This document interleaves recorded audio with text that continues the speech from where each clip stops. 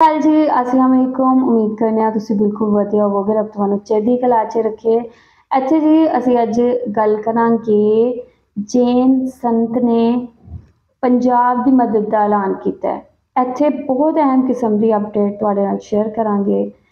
कौन है जिन्हें पंजाब की मदद का ऐलान किया है, पहला असीं अपडेट वेख लैंदे आ, फिर इहदे ते मजीद चर्चा करांगे। वीडियो देखने तो पहले साडे चैनल ते नवे हो तो चैनल को सबसक्राइब तो बेल आइकन को भी क्लिक करो। सो चलते हैं, देखते हैं video. Let's go. Waheguru ji का खालसा, वाहेगुरु जी की फतेह। जैन धर्म के संत जी को, मुनि जी को आप लोग जानते होंगे। इनकी तस्वीर आप इधर स्क्रीन के ऊपर देखिए।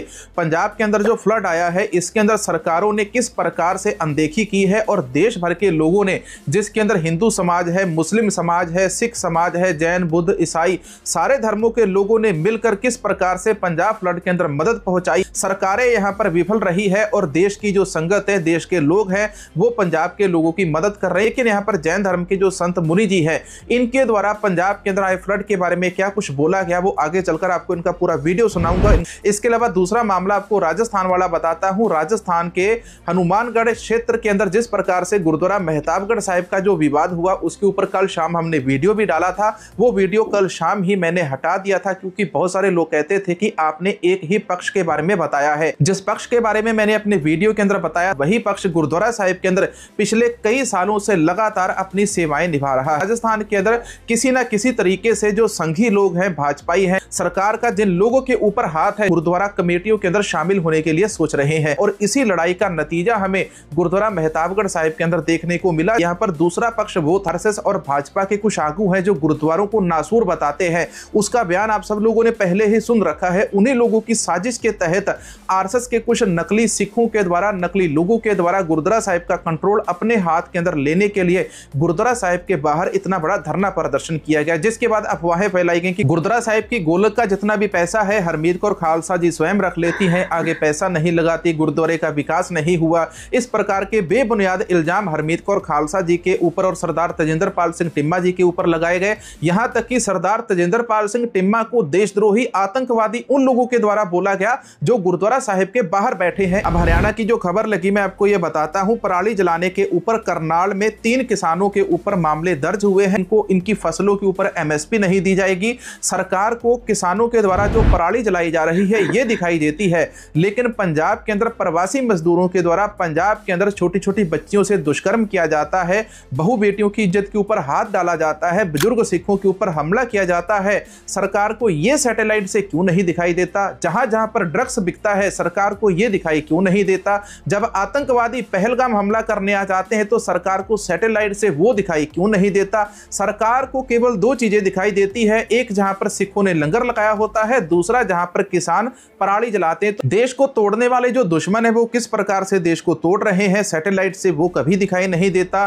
दुश्मन देश हमारी जमीन के ऊपर किस प्रकार से कब्जा कर रहा है, लेकिन किसानों की पराली फटाक से सैटेलाइट से दिखाई दे जाती। प्रवासी मजदूरों के साथ हमारी शिकायत नहीं, लेकिन जो क्रिमिनल प्रवासी मजदूर हैं पंजाब के अंदर, उनके खिलाफ पंजाब सरकार इमीडिएटली एक बिल लेकर आए। एक वोट की राजनीति करने के लिए पंजाब के भविष्य को दागदार किया जा रहा है। हिंदू फैमिली भी है, मुस्लिम फैमिली भी है, जैन, बुद्ध, ईसाई, पारसी, बहुत सारे धर्मों के लोग पंजाब के अंदर रहते हैं। उन सभी के बच्चे स्कूलों के अंदर जाते हैं। इन सारे बच्चों के ऊपर प्रवासी मजदूरों के द्वारा बुरी नजर रखी जाती है। उन क्रिमिनल मजदूरों के ऊपर पंजाब के अंदर एक सख्त से सख्त कानून बनाने की जरूरत है। पंजाब में किसी भी गैर पंजाबी को जमीन नहीं मिलनी चाहिए। अलग स्टेटों के अंदर कानून बने हैं, तो पंजाब के लिए ये कानून क्यों नहीं बने?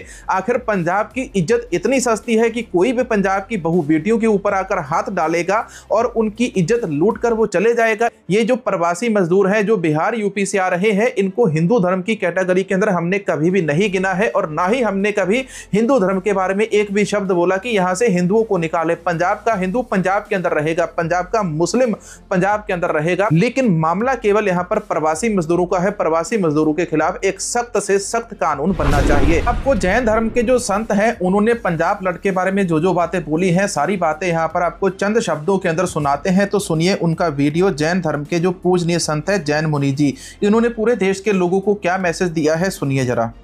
आज हम भारत में एक ऐसी त्रासदी देख रहे हैं, पंजाब की त्रासदी। 5 बड़ी बड़ी नदियों से मिलकर के वह पंजाब शब्द बना है, जो आज भाखड़ा और नंगल 2 अलग अलग बांधों से छूटे गए पानी से पूरा का पूरा पंजाब डूब गया।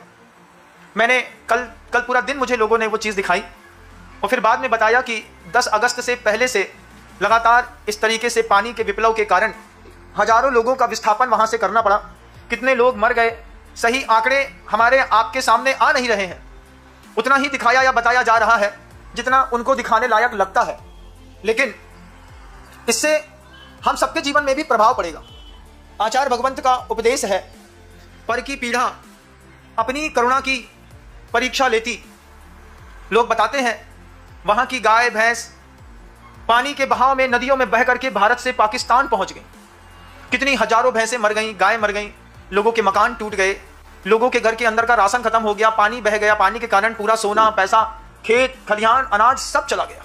गेहूं चावल देने वाला वह पंजाब एक ऐसी विपन्न स्थिति पर आकर के खड़ा है कि उसकी मदद किए बिना हम अपने आप को धर्मात्मा सिद्ध कर नहीं सकते। भगवान की पूजा व्यर्थ हो जाती है, भगवान का अभिषेक शांति धारा बेमानी हो जाता है जब हम अपने सामने हिंसा देख रहे हों और अपने स्वार्थ का जीवन जी रहे हों।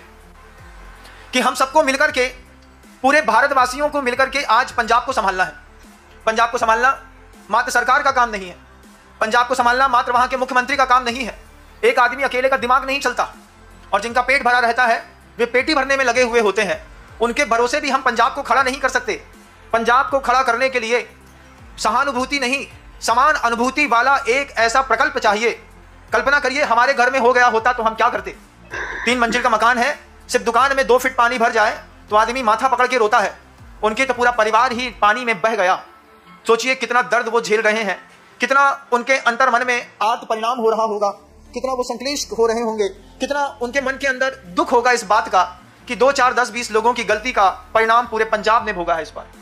सुनते हैं 1400 से ऊपर गांवों में उस बाढ़ का पानी प्रभावित कर गया, और पाकिस्तान में तो करीब 16,000 गांव इस बाढ़ के पानी से प्रभावित हैं। हमसे तो ज्यादा गई बीती स्थिति है वहां पर भी, लेकिन रहते तो वहां भी इंसान हैं, रहते तो वहां पर भी प्राणधारी हैं। उनके प्रति करुणा भाव तो है, लेकिन कर्तृत्व का भाव और कर्तव्य का भाव हमारे भारतवर्ष के ऊपर है। आचार्य भगवंत कहते धर्म बाद में, देश सबसे पहले। देश है तो सब है, और देश में विपत्ति है हम ये सोचें कि मात्र एक प्रधानमंत्री संभाल लेंगे क्योंकि हम उनको रेवेन्यू देते हैं।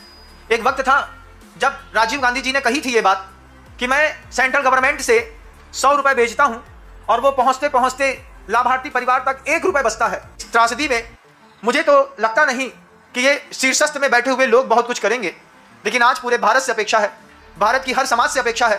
हिंदू, मुस्लिम, सिख, ईसाई, बौद्ध, पारसी, जितने भी लोग इस आवाज को दूर तक सुन पा रहे हैं, उन सबसे कहना चाहूंगा पंजाब को संभालिए। पंजाब को संभालना अब हमारी आपकी नैतिक पहली जवाबदारी है। गुरु नानक देव का भी वही संदेश है, वही संदेश पीर पैगंबरों ने दिया है, वही संदेश कृष्ण की गैया ने दिया है। मैं दुनिया भर के तमाम पूरे देशवासियों से इस बात को कहूंगा कि पंजाब को संभालने के लिए भारत में चाहे गांव हो चाहे शहर हो, हर परिवार सिर्फ 1100 रुपए की राशि ईमानदारी के साथ पंजाब की सेवा के लिए समर्पित करेगा। हम सोचते हैं कि लाखों करोड़ रुपए सरकार के पास है, सरकार दे देगी। सरकार के साथ बड़ी दिक्कत है बंधु। केंद्र में भारतीय जनता पार्टी की सरकार है, पंजाब में आपकी सरकार है। एक सरकार दूसरी सरकार को नीचा दिखाने में, गिराने में या फिर दोषारोपण करने में जो समय बर्बाद करेगी, उतने में तो पंजाबी मर जाएगा। पंजाब की गाय भैंस के लिए आज भूसा चारा चाहिए, वहां की माँ बहनों के लिए वस्त्र चाहिए, रहने के लिए मकान चाहिए। इसके लिए बहुत अभिनव प्रयोग आप अपने स्तर पर करिएगा। हर गांव में, हर शहर में अपनी क्षमता के अनुसार अगर 5-5, 10-10 परिवारों को भी संभालने के लिए राशियां इकट्ठी कर ली। मैंने ये शुरुआत बागी दौरा से की है, लेकिन बताते हैं मैं चूंकि लेट हो गया इस बात को समझने में, पूरे देश में हर कौम पंजाबियों के लिए मेहनत करने के लिए जुट गई है। मुसलमान भी पीछे नहीं है, हिंदू, सिख, ईसाई भी पीछे नहीं है। सभी धर्म के लोग एक साथ जुट करके, और बड़ी से बड़ी सेलिब्रिटी भी वहां पर जाकर के मदद का भाव कर रही हैं। लेकिन बहुत सारे लोग ऐसे होते हैं जो नेम और फेम पे नहीं आते, लेकिन उनसे काम बड़ा जबरदस्त होता है। उसमें आप सबको भी शामिल होने के लिए मैं आह्वान कर रहा हूं कि आप अपने परिवार से सिर्फ 1100 रुपए की राशि किसी अपने ही गांव में एक जगह पहले एकत्रित कर लें। एकत्रित करने के बाद निश्चित कर लें कि इस धन का उपयोग पंजाब में किसी सामान्य परिवार को व्यवस्थित करने में, उसको मकान खड़ा करने में, उसके गाय भैंस की उपलब्धता में अगर होता है, इसका आप पर भी प्रभाव पड़ेगा। क्योंकि पंजाब ऐसी चीज है जहां से गेहूं और चावल के रेट पूरे भारत में डिसाइड होते हैं। अगर आप ऐसा नहीं करेंगे तो वही गेहूं, वही चावल जो आज आप 50 रुपए, 70 रुपए किलो का खरीदते हैं, आपको हो सकता है 2 साल तक 110 रुपए किलो का खरीदना पड़े।